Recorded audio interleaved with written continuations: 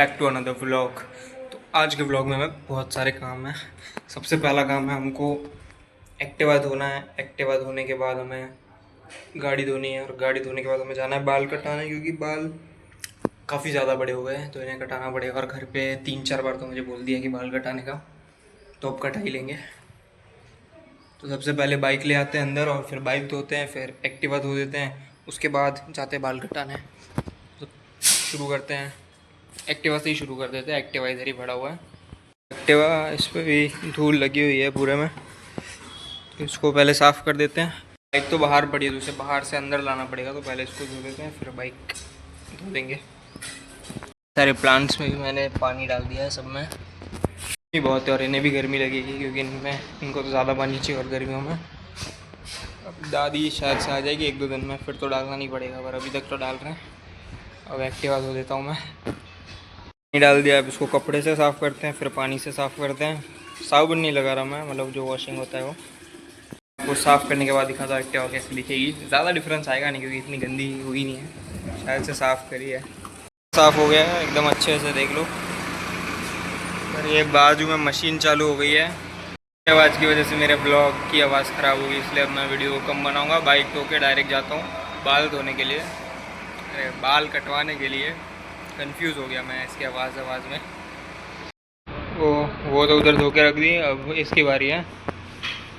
ये स्प्लेंडर धोनी पड़ेगी अभी, इसको भी अब धो देते हैं जल्दी से। अभी आवाज़ थोड़ा कम हो गया उनका, इसको धोता हूँ मैं जल्दी से। पर इसको तो और ज़्यादा घिस के धोना पड़ेगा क्योंकि ये थोड़ी ज़्यादा गंदी है, बाहर ही पड़ी रहती है, ज़्यादा यूज़ नहीं हो रही आजकल, इसलिए ज़्यादा क्या बहुत कम यूज़ हो रही है। अभी बाइक भी धुल गई है और अभी हमारा काम है कि ये जो वाइपर है इससे पूरा पानी जो यहाँ पे गिर गया है वो पानी निकालना पड़ेगा, क्योंकि यहाँ पे कोई भी स्लिप होके गिर सकता है। पानी निकालते हैं। पानी हो गया, इसको हमें हटाना पड़ेगा, इधर पूरे में हो गया है। ज़्यादातर मैंने सब साफ़ कर दिया है, यहाँ पे अभी कमी है। और बाइक धो दी है, एक्टिवा धुल गई है। बोलना पड़ेगा उसकी साइकिल भी धो दे। ये साइकिल मेरी थी, साइकिल है ये मेरी थी। जब मैं 8th स्टैंडर्ड में था तब मैं लाया था साइकिल। फिर इसको कुछ ने भी यूज़ किया। अब जहान की साइकिल उसने बिगाड़ दी है तो वो ये वाली वो भी यूज़ कर रहा है। तो फिर उस टाइम पे काफ़ी महंगी लग रही थी, उस टाइम पे थी 15,000 की थी शायद से। ये वाली साइकिल प्रो माउंट की थी, उस टाइम पे 15,000 की थी, महंगी लग रही थी। पर अभी इतने सालों से यूज़ हो रही है तो पैसे तो वसूल हो गए हैं इसके, देखा जाए तो एक तरीके से। तो वैसे अच्छी इन्वेस्टमेंट ही हुई है, काफ़ी लोगों ने यूज़ करी। मैं तो 12th के बाद क्लासेस जाता था ग्राफिक डिज़ाइनिंग के, वहाँ पे भी मैं यही लेके जाता था, क्योंकि लाइसेंस के बिना मेरे दादा ने आज तक हमें कुछ नहीं चलाने दिया। मेरे दादा एकदम स्ट्रिक्ट है इन चीज़ों में कि लाइसेंस होगा तो ही चलाओगे, वरना नहीं चलाओगे कोई बात नहीं, कुछ बिगड़ नहीं रहा है नहीं चलाने से। उस चक्कर में पूरे जो मैं 12th पास करने के बाद भी उधर जाता था, लेकिन जो मेरे साथ के लोग थे, जैसे कि 11th-12th के लड़के आ रहे या 8th के भी आ रहे, वो सब एक्टिवा लेके आ रहे हैं और मैं अकेला साइकिल लेके जा रहा हूँ। क्यों? क्योंकि मेरे पास लाइसेंस नहीं है और एक्सेस है घर पे, इसलिए वो चलान नहीं देते थे। छोड़ो, पर अच्छे भी बहुत काम किए उन्होंने। सिर्फ ऐसा नहीं है कि सिर्फ ऐसा ही काम किया है। ये बाल गलत नहीं रख रहा क्या मैं? पता नहीं चल रहा बाल कैसे रखो। अभी बाल कटाने जाऊँगा मैं, बाल काटने वाले को ही कन्फ्यूज़ कर दूँगा, फिर वो सोचेगा कहाँ आ गया ये दोपहर में परेशान करने। पर बाल कटाने जाना ही पड़ेगा, वो परेशान हो गया। पिछली बार मैंने बाल कटाए, मैंने थोड़े बड़े कटवा दिए, घर पे आके सबने बोला नहीं ज़्यादा बड़े। फिर मैंने जाके छोटे करा दिए। अब वो सोच रहा है कि इसको घर पे डांटा इसलिए चेंज कराना है, पर मुझे खुद को अच्छे नहीं लग रहे थे क्योंकि वहाँ पे काटे तब तक ठीक थे। और मैं कुछ फ़ोटो लेकर गया था, पिंटरेस्ट का फ़ोटो उठा के गया, जो कि मेरे फेस शेप और उसका फेस शेप भी पूरा अलग है। फिर भी मैंने कहा यही बाल काट के दो। उसने बाल काटे, अच्छे नहीं लगे। फिर रात को गया, मैंने चेंज कराए। फिर वो मैंने उसको बोला नहीं मुझे बाहर जाना है इसलिए चेंज करा रहा हूँ। फिर सही में बाहर तो जाना ही था, फिर चेंज कराए, उसने कर दिए, एक्स्ट्रा पैसे भी नहीं लिए। तो अभी चलते डायरेक्ट बाल कटाने चलते हैं, दुकान पे जाके देखते हैं लाइन है कि नहीं, क्योंकि आज संडे। यानी दुकान पे जाके वापस आ गया क्योंकि मुझे समझ नहीं आया बाल कैसे कटाना है। मैं बाहर खड़ा रहा थोड़ी देर, फिर मैंने सोच के आता हूँ कैसे कटाना है, फिर कटाऊँगा। तो ऐसे ही वापस आ गया। तभी थोड़ा बहुत देखते हैं ऑनलाइन कैसे बाल रख सकते हैं हम, ChatGPT से पूछते हैं, फिर हेयर स्टाइल डिसाइड करते हैं। तो खाना ही खा लेते हैं, फिर आराम से चलेंगे बाल कटाने। टाइम ही टाइम है, संडे।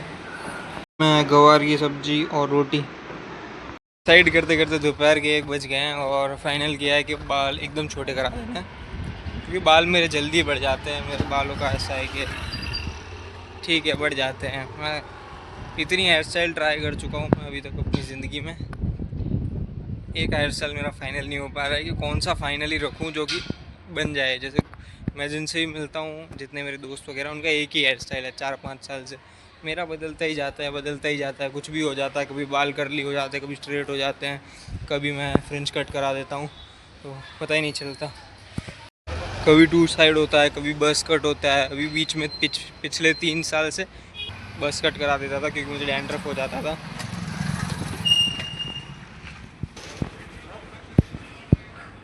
ओके गाइस, तो बाल कटवा लिए मैंने डायरी की। तो मैं क्या बोल रहा था, आधी बात से ही मैं पहुंच गया कि वहाँ पे डायरेक्ट नंबर आ गया था, इसलिए मैंने ज़्यादा सोचा नहीं, डायरेक्ट जाके बैठ गया जल्दी से। मैं बोल रहा था मैं हर साल टकला करवाता था क्योंकि मुझे बहुत ज़्यादा डैंड्रफ था और मेरे को इतना डैंड्रफ था 2 साल की मेरी क्या बोलते हैं क्लियर दिखता था मुझे डैंड्रफ में। पूरा गंजा करा रहा हूँ फिर भी डैंड्रफ नहीं जा रहा।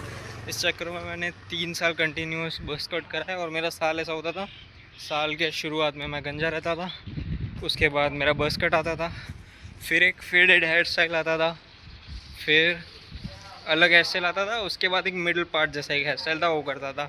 तो मैं ऐसे ईयर मंथ वाइज मेरा हेयर स्टाइल चेंज होता था। अभी करा दिए छोटे तो थोड़ा टाइम शांति से निकल जाएगा बिना किसी हेयर स्टाइल के वगैरह के। वैसे मेरे को तो अच्छे ही लग रहे हैं क्योंकि मेरा काम आसान हो जाएगा थोड़े टाइम के लिए और मैं फोकस कर पाऊँगा बाकी चीज़ों पे, बालों से कम। और भाई मेरा डैंड्रफ जो ख़त्म हुआ है ना, मैं इतना खुश हूँ मेरा डैंड्रफ ख़त्म होने में, जिसे किसी चीज़ पे नहीं हूँ कि पागल हो जाता था मैं डैंड्रफ के पीछे। हफ्ते में एक दिन सुबह डैंड्रफ ही साफ़ कर रहा हूँ, उठ रहा हूँ डैंड्रफ साफ़ हो रहा है, उठ रहा हूँ डैंड्रफ साफ़ हो रहा है। नींबू दही सब कुछ ट्राई कर लिया, फिर एक शैम्पू मिल गया मेडिकल और उसने ही मुझे लूटा ही है, क्या नाम है, डर्मेटोलॉजिस्ट ने भी मेरे को लूटा ही है। 2 बार दिखाया मैंने अच्छे से और दोनों बारी मतलब पैसे ले लिए उसने, और कोई सा भी उसके कमीशन वाला जो होता है डैंड्रफ और तेल वो मुझे पकड़ा दिया उसने। मैं सोच रहा हूँ कि इससे ठीक हो जाएगा पर उससे ठीक नहीं हुआ। फिर लास्ट में मेरा एक भाई है, उसने मुझे बताया कि ये वाला शैम्पू यूज़ कर, वो यूज़ किया, उससे मेरा चला गया डैंड्रफ पूरा और एकदम। नहीं तो फिर मेरे सर में इतना इतना जमा रहता था डैंड्रफ। हाइजीन तो दूर की बात, पसीना आता था और मैं तो बालों में ऐसे करने से भी डरता था कि अभी हाथ में नहीं आ जाए नाखूनों में। पर ठीक है, बड़ी मुश्किल से साफ़ हुआ पर हो गया। आ गया अब घर पे। अब मैं सबसे पहले नहा लेता हूँ, सुबह से नहाया ही नहीं हूँ तो पहले नहाता हूँ। फिर एक डिज़ाइन बनाना है मुझे जो कि कस्टमर का ही है तो वो ख़त्म करूँगा। चलो पहले नहा लेते हैं। मैंने नहा लिया और अभी मेरा लुक कुछ ऐसा लग रहा है लेकिन स्टूडियो। तो अभी जो हमें क्लाइंट है उनका डिज़ाइन बनाना है और उससे थोड़े पैसे आ जाएंगे अपने पास, थोड़ा खर्चा निकालने के लिए। काम तो मैं बढ़िया ही करता हूँ जो भी करता हूँ, क्योंकि मैं दिल से काम करता हूँ और मैं दिल से अपने सजेशंस देता हूँ उन लोगों को।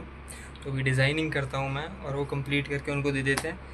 फिर हम मिलते हैं शाम को, क्योंकि दोपहर में कहीं जा सकते नहीं हैं। बाकी नया हेयर स्टाइल कैसा लगा बता देना। काफ़ी सिंपल है, इसमें बिल्कुल फेड भी नहीं है, बट ठीक है, साफ़ है, ऐसा हल्का लग रहा है। अब थोड़े दिन कोई टेंशन नहीं बाल बनाने की, कंघी से वैसे घुमाओ और बात ख़त्म हो गई। 10 दिन के लिए तो शांति है, 10 दिन बाद मेरे बाल बढ़ जाएंगे, मेरे को पता है। तो चलिए मिलते हैं हम शाम को। तो एडिट हो गया है, अभी सामने जाके हम देखते हैं कपिल शर्मा का जो नया एपिसोड आया है समय रहना वाला, तो वो एपिसोड देखते हैं। अभी मैंने एपिसोड देख लिया पूरा कपिल शर्मा का और काफ़ी बढ़िया था, फ़नी था, मज़ा भी आया। अब बाहर का देखते हैं थोड़ा सा।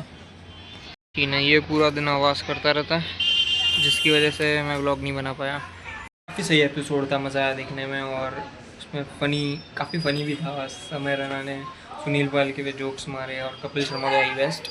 तो अभी हम चलते थोड़ी देर छत पे जाते हैं और छत पे जाके बैठते हैं। ओह, यहाँ पे चल रही है मस्त हवा। तो छत पे बढ़िया हवा चलती है, रात को भी छत पे सो ना तो बहुत ही मज़ा आता है। तो दिस इज अहमदाबाद। मेरी छत से इतना अहमदाबाद दिख जाता है हमें, ज़्यादा नहीं दिखता ना, रिवर फ्रंट साइड कुछ दिखता है, सिर्फ इतना इतना ही दिखता है। बट छत तो होनी चाहिए घर में। वैसे तो घर ही छोटा होना चाहिए, वहाँ का आउटडोर एरिया बड़ा होना चाहिए, गार्डन वगैरह बनाएंगे, एक दिन हम भी बनाएंगे। तो थोड़ी देर यहाँ पे बैठते हैं, फिर नीचे जाके मुझे वापस से डिज़ाइनिंग करनी है दूसरे प्रोजेक्ट के लिए। तो आज का ब्लॉग हम करते इधर ही एंड। वीडियो अच्छी लगी तो लाइक करो, चैनल को सब्सक्राइब करो और कमेंट में बताओ कि आपको ब्लॉग कैसा लगा।